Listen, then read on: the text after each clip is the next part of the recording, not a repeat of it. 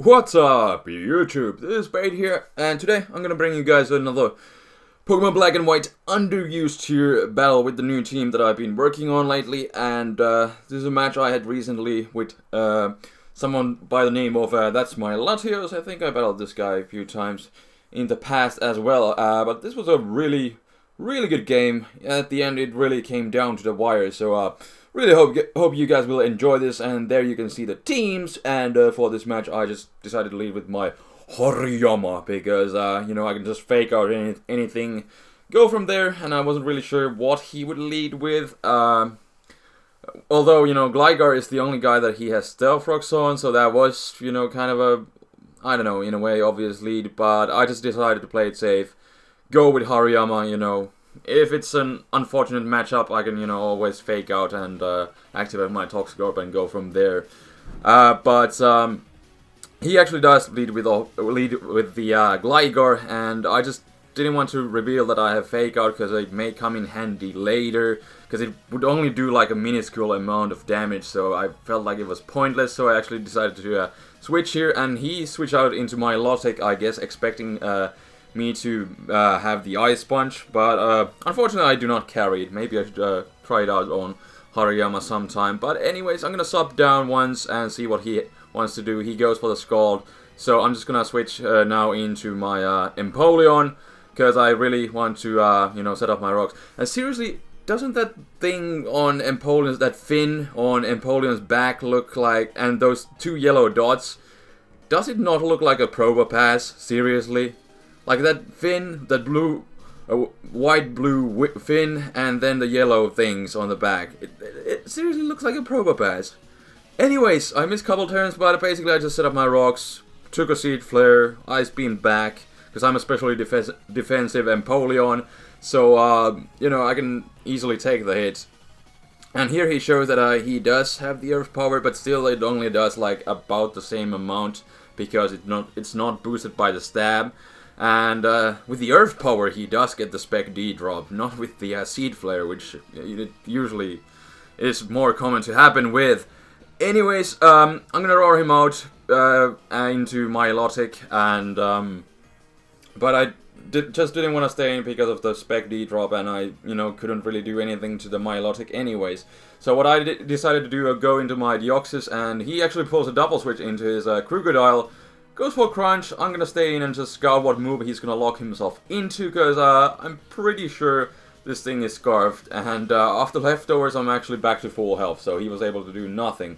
And now that I know he's locked into Crunch, I'm just gonna switch out and go back into my Hariyama, because Hariyama does have the natural bulk, or at least a lot of HP, so I can take the hit relatively well, activate my Toxic Orb, go from there. But now I'm sure he's gonna go back into his Gligar, because he knows that I don't have Ice Punch, because I switched out earlier.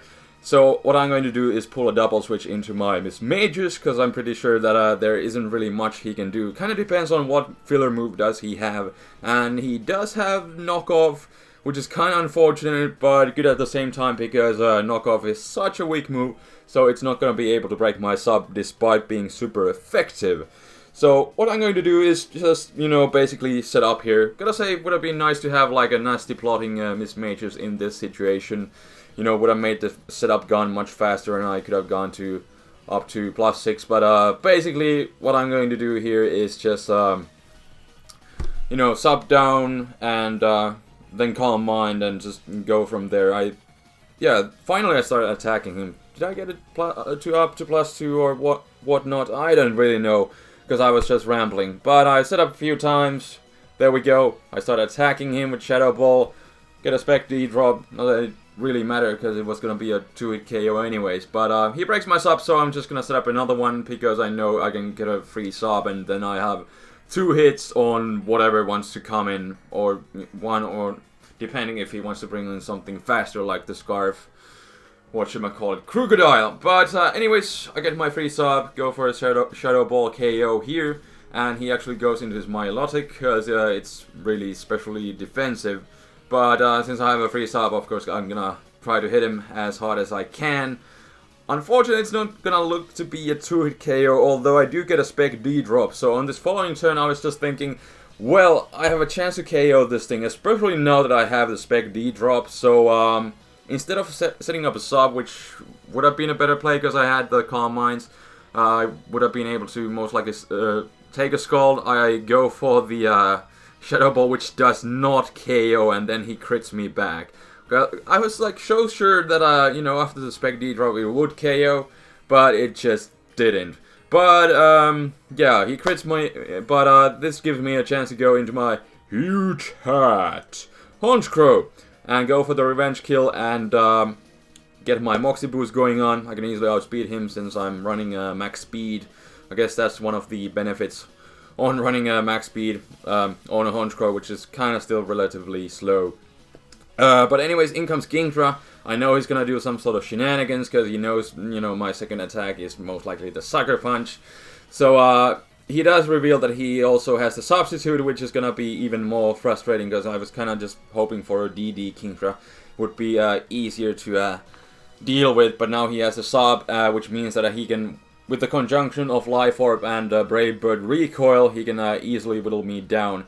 And I think at this point I just go for the Roost here because I'm kind of running low on health and I see what he's doing. He's just stalling me out of HP and, you know, getting me into low range where he can, you know, then just KO me.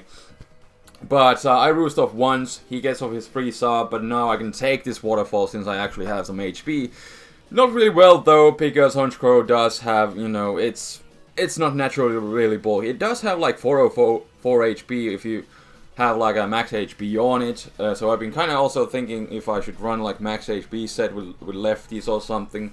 But you know, its defensive stats are kind of still a lackluster. So you know, I really can't take hits, and he does predict correctly at the end. But the thing is, I didn't want him to get a free sub, so I just Brave Birded till the end.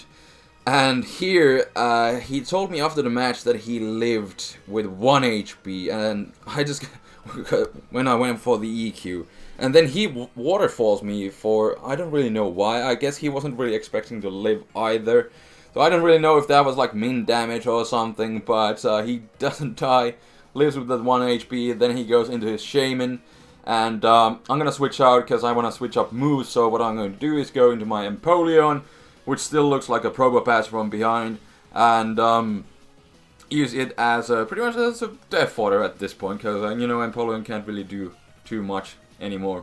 So indeed, he goes for 2 Seed Flares and takes me out, but this does give me a chance to go back into Flygon, and this time I'm just gonna lock myself into Outrage.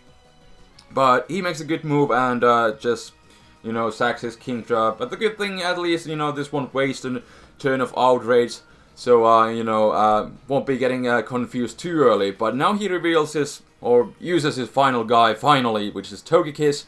And, of course, this would happen to be some sort of bulky Togekiss, so he can actually stall me out of Outrage until I get confused and, you know, just be pretty much fine.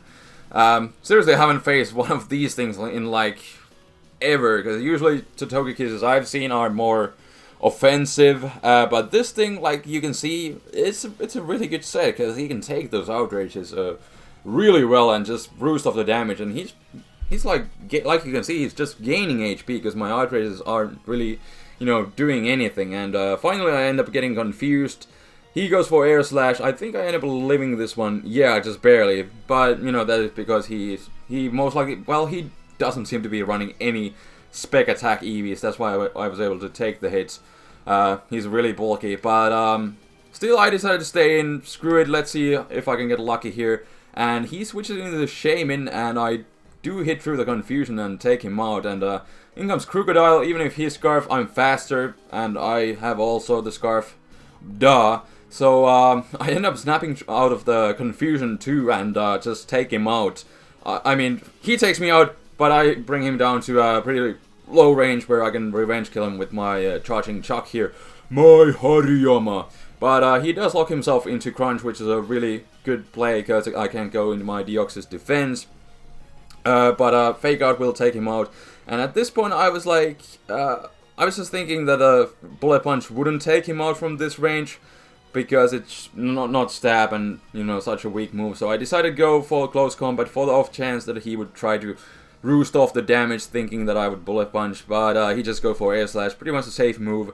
But luckily I do carry Toxic on this Deoxys defense, which I usually don't have Toxic on, but this one did have it.